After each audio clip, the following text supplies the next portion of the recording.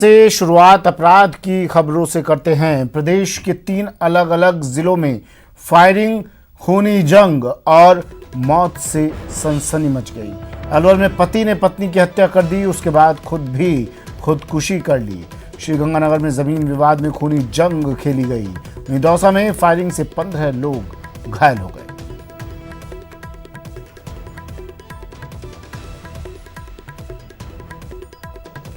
सबसे पहले बात अलवर से आई खबर की। अलवर से दिल दहला देने वाली एक खबर आई है।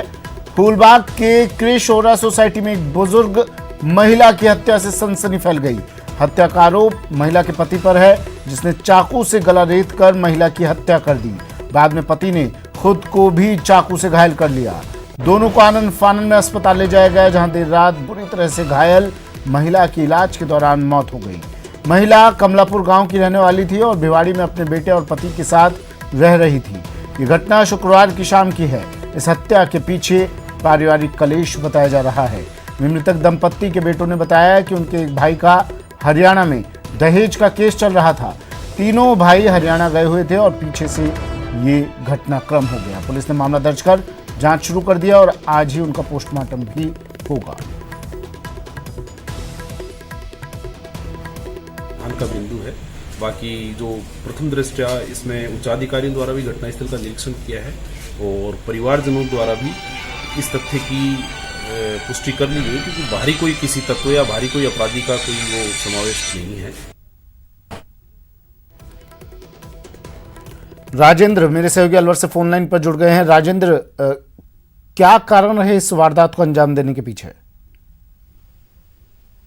वाली जो वारदात हुई है इसमें कहीं न कहीं पूरी तरीके से आपसी कलह जो वजह है वो सामने आ रही है। उसके मृतक के जो बेटा है उसका कहना है कि उसके छोटे भाई की पुत्रवधू जो है, उसके भाई की जो पत्नी है, मृतक की जो पुत्रवधू है, उसके द्वारा 15 से 20 दिन पहले एक दहेज का केस लगाया था। उससे परेशान होकर के बुजुर्ग के घर में कलेश चल रहा था। इसी किसी बात को लेकर के रात को बुजुर्ग की अपनी पत्नी से कहासुनी हो गई और उसके बाद बुजुर्ग 75 वर्षीय जो लालचंद है उसने अपनी पत्नी है उसकी चाकुओं से गोदते हुए उसकी निर्मम हत्या कर दी। उसके बाद खुद के गले पर भी वार कर लिया। उसके बाद उसकी पत्नी की मौके पर ही मौत हो गई थी। इस घटना को वहां जो गार्ड था उस गार्ड ने देखा था। गार्ड के चिल्लाने के बाद उसने खुद ने अपने आप को गले पर चाकू मार लिया।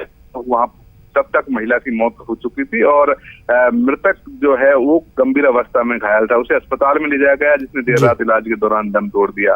लेकिन अब पूरे इस मामले में सवाल ये उठता है कि पारिवारिक कलह पुत्रवधू से झगड़े की वजह जो थी, मुकदमा था, वो है तो आखिरकार बुजुर्ग ने अपनी पत्नी की हत्या क्यों की? ये बड़े सवाल हैं। इसको सुलझाने के लिए पुलिस की टीम जांच में लगी हुई है और मृतक के जो अभी पोस्टमार्टम चल रहा है उसके बाद परिजनों से पूछताछ होगी।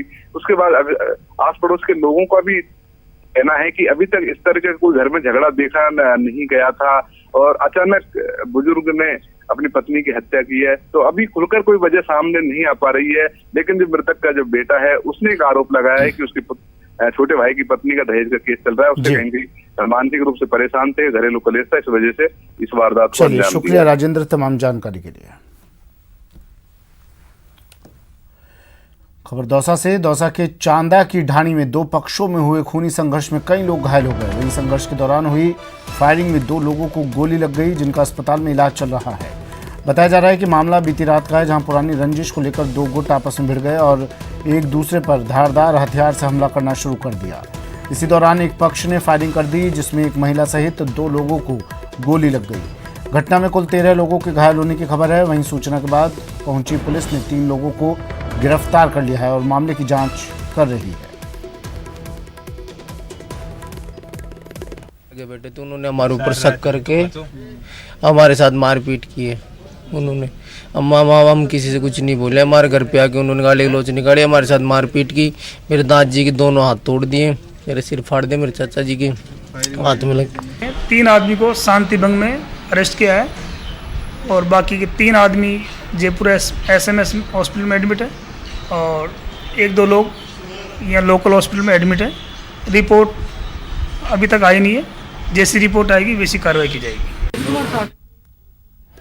आशीष शर्मा दौसा से हमारे साथ फोन लाइन पर जुड़ गए हैं। हिंसक झड़प, खूनी संघर्ष। आशीष, क्या कारण इस झड़प के बताए जा रहे हैं? जो लोग घायल हुए हैं उनकी क्या स्थिति है? पुलिस ने क्या किसी की गिरफ्तारी की है? बिल्कुल, ये पूरा मामला दौसा शहर का है, दौसा जिला मुख्यालय का है। यहाँ लालसोट रोड पर चांदा की होटल पर यह पूरा घटनाक्रम हुआ है। चांदा की ढाणी है। यहाँ पर पुरानी रंजिश को लेकर दो पक्षों में आमने सामने की भिड़ंत हुई है और ये पूरी हिंसक झड़प हुई। पहले हिंसक झड़प में धारदार हथियारों का प्रयोग हुआ। इस पूरे घटनाक्रम में 13 लोग घायल हुए। इसके बाद में एक पक्ष की ओर से फायरिंग की गई। फायरिंग में भी 2 लोगों को गोली लगी है, जिनको दोनों को ही जयपुर रेफर कर दिया है। गोली लगने वालों में एक महिला और एक पुरुष शामिल है। कुल मिला के 4 लोगों को जयपुर रेफर किया गया है, जिनमें 2 को गोली लगी है और 2 धारदार हथियार से हमले से घायल हुए थे।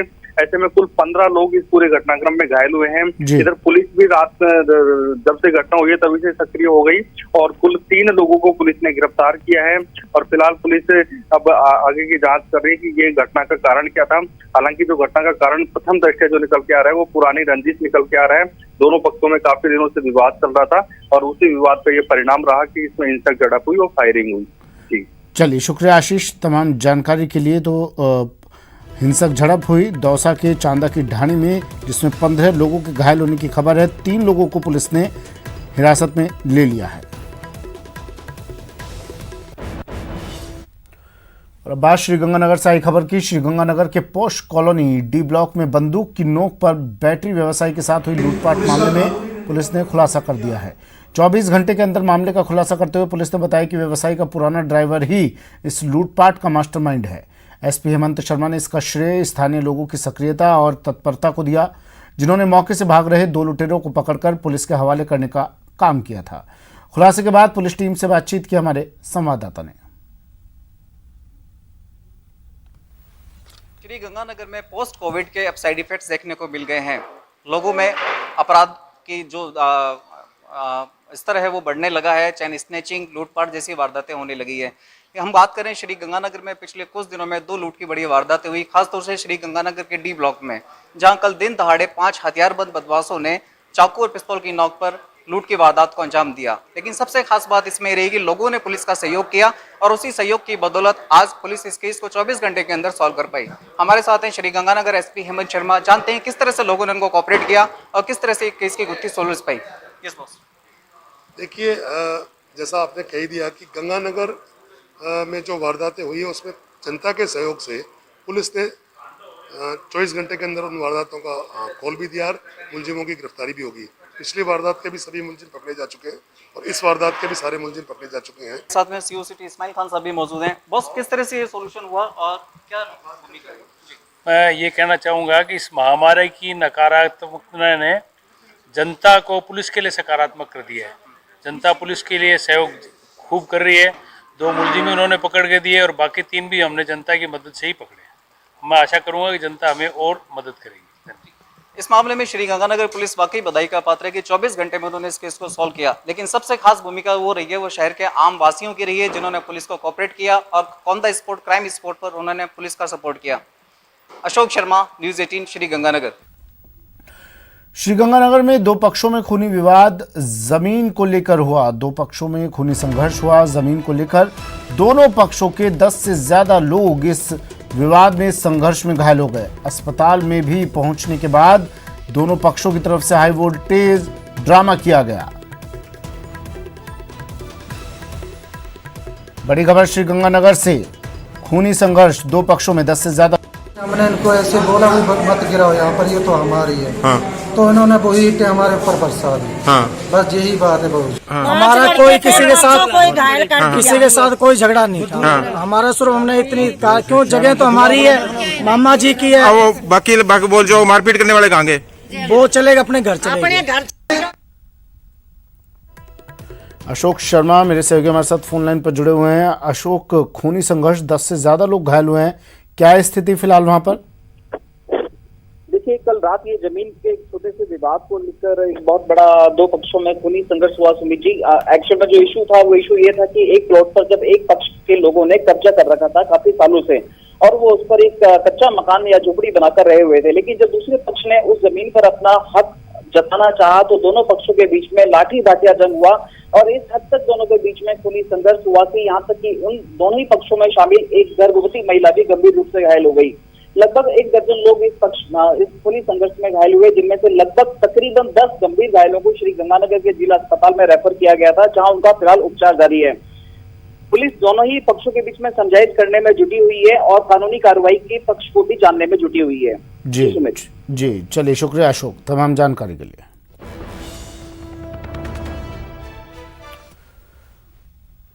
खबर चूरू से है। चूरू में चोरों के हौसले बुलंद हैं। यहां चोरों ने 1-2 घर को नहीं बल्कि पूरे 5 बंद घरों को एक साथ निशाना बनाया।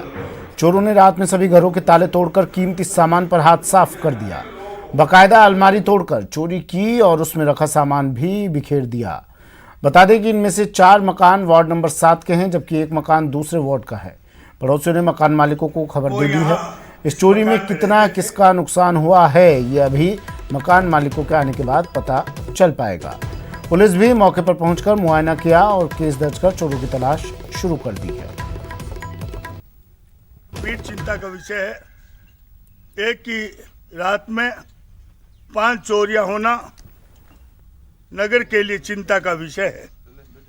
मैं पुलिस प्रशासन से यह आगाह करना चाहूँगा कि इन चोरियों पर अंकुश लगे, इसके लिए रात्रिकालीन गश्त एवं खुफिया तरीके से जांच करें।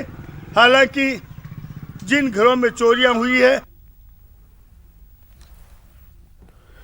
कोटा थर्मल पावर प्लांट में आज फिर सवेरे एक भालू ने ठेका कर्मी मुंशी दशरथ पर जानलेवा हमला कर दिया। हमले में मुंशी दशरथ की छाती में चोट आई है। इधर घटना की सूचना मिलने के बाद पूरे थर्मल पावर प्लांट में थर्मल कर्मियों में हड़कंप मचा हुआ है। घटना से डरे थर्मल कर्मियों ने इस भालू को भी वन विभाग से पकड़वाने की थर्मल प्रशासन से मांग की है।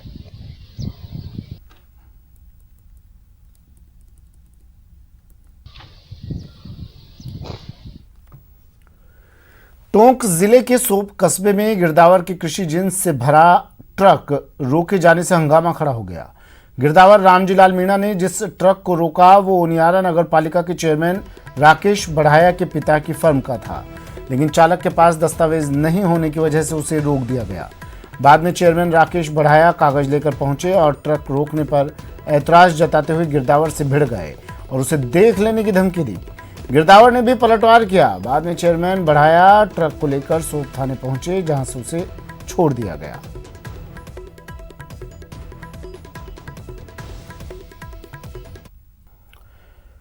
ब्रेक के बाद स्वागत है आपका। और अब बात मुख्यमंत्री के संवाद की। आज मुख्यमंत्री धर्म गुरुओं के साथ बातचीत करेंगे, संवाद करेंगे। 8 तारीख से धर्मस्थलों को खोले जाने को लेकर ये बातचीत होगी। दोपहर 12 बजे से वीडियो कॉन्फ्रेंसिंग के जरिए ये संवाद होगा। धार्मिक स्थल खोलने या बंद रखने पर चर्चा होगी। वीडियो कॉन्फ्रेंसिंग में सभी धर्मों के धर्मगुरु शामिल होंगे। गोवर्धन चौधरी सहयोगी फोन लाइन पर जुड़ गए हैं। गोवर्धन, वीडियो कॉन्फ्रेंसिंग होगी 12 बजे, 2 दिन का वक्त है, 2 दिन बाद धर्मस्थल खोले जाएंगे। तैयारियां तमाम की गई होंगी। क्या कुछ रहने वाला है इस वीडियो कॉन्फ्रेंसिंग में? धर्मस्थलों को लेकर के जो गृह विभाग ने गाइडलाइन जारी की थी उसमें अभी 30 जून तक की जो गाइडलाइन है उसमें बंद रखने का ही आदेश है, लेकिन केंद्र सरकार की जो गाइडलाइन है उसमें 8 तारीख से धर्मस्थल और मॉल्स को खोलने को लेकर के छूट दी हुई है।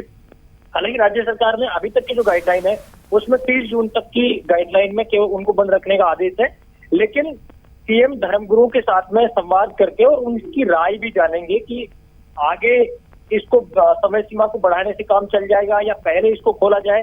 तो एक बार धर्मगुरुओं की राय इसमें जरूर ली जाएगी, क्योंकि लॉकडाउन फर्स्ट जब हुआ था उस वक्त भी धर्मगुरुओं सहित जो सारे स्टेक होल्डर्स थे उनको वीडियो कॉन्फ्रेंसिंग के जरिए चर्चा की गई थी, उनसे राय ली गई थी और उसके बाद ही सारे जो धार्मिक स्थल है उनको लगातार बंद रखा गया था, जिसके नतीजे भी अच्छे आए, क्योंकि कम्युनिटी स्प्रेडिंग वाली जो स्थिति है वो राजस्थान में नहीं हुई। तो आगे भी जो धार्मिक स्थल है उनको किस तरह चलाया जाना है उनको लेकर के जो धर्मगुरु हैं, जो प्रमुख धर्मों के नेता हैं, उनसे मुख्यमंत्री आज इस वीडियो कॉन्फ्रेंसिंग के जरिए उनकी राय लेंगे।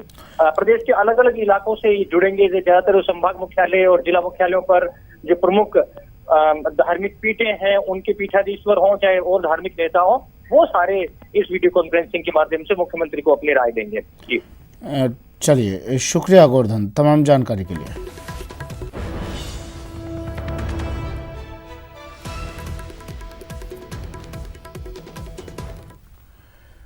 सीएम गहलोत ने ग्रास रूट लेवल पर पुलिस अफसरों से संवाद किया। सीएम ने पुलिस मुख्यालय से लेकर थाना स्तर तक के पुलिस कर्मचारियों के साथ वीडियो कॉन्फ्रेंसिंग के जरिए संवाद किया। इस दौरान सीएम ने उत्कृष्ट सेवाएं देने वाले पुलिसकर्मियों के लिए मुख्यमंत्री पुलिस पदक योजना लागू करने का ऐलान किया। इसके साथ ही पुलिसकर्मियों को रोडवेज के स्थायी पास मिलेंगे। मौजूदा वारंट व्यवस्था की जगह पास दिए जाएंगे। पुलिसकर्मियों के लिए सरकार घर भी उपलब्ध कराएगी। हाउसिंग बोर्ड, यूआईटी, जेडीए सहित अन्य संस्थाओं के जरिए घर की सुविधा उपलब्ध करवाई जाएगी। वहीं पुलिस लाइन, आर्म्ड बटालियन और ट्रेनिंग सेंटरों में चिकित्सा सुविधा का विस्तार होगा। साथ ही पुलिसकर्मियों का फ्री एनुअल हेल्थ चेकअप भी किया जाएगा।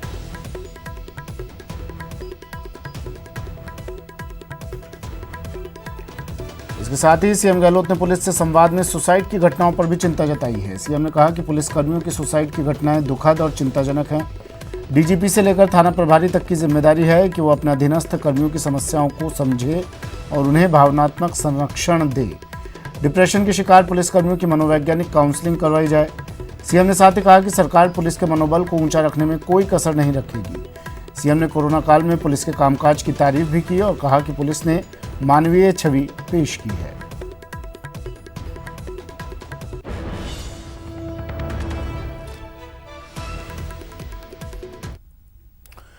और बड़ी खबर आ रही है हिसार से। कोरोना से जुड़ी बड़ी और अच्छी खबर। कोरोना की दवा बनाने के नजदीक पहुंचे वैज्ञानिक। राष्ट्रीय अश्व अनुसंधान केंद्र हिसार के वैज्ञानिकों का दावा, कोरोना की दवा बनाने के करीब पहुंचने का दावा। दवा का मिश्रण मुर्गी के भ्रूणों पर सुरक्षित पाया गया है। कोरोना के खिलाफ ये दवा कारगर साबित हो सकती है। दवा का परीक्षण जारी है। भारतीय कृषि अनुसंधान परिषद ने इसकी जानकारी दी। बड़ी खबर इस वक्त की।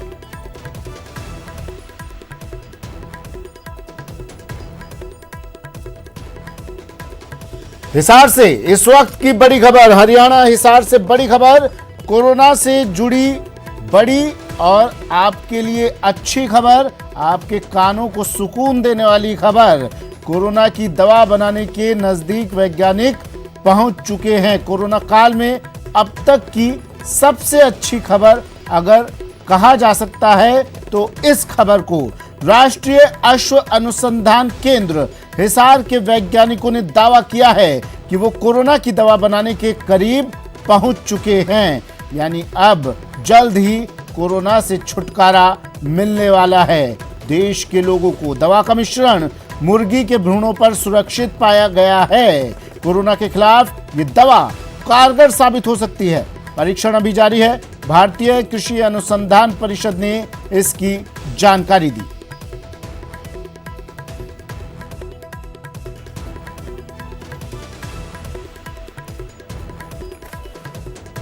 कोरोना की दवा जल्द होगी देश के लोगों के सामने। परीक्षण चल रहा है, कोशिशें जारी हैं।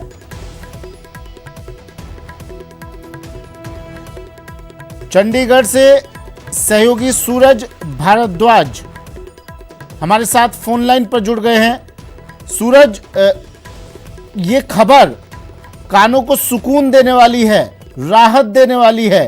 क्या जानकारी मिल पाई है अब तक?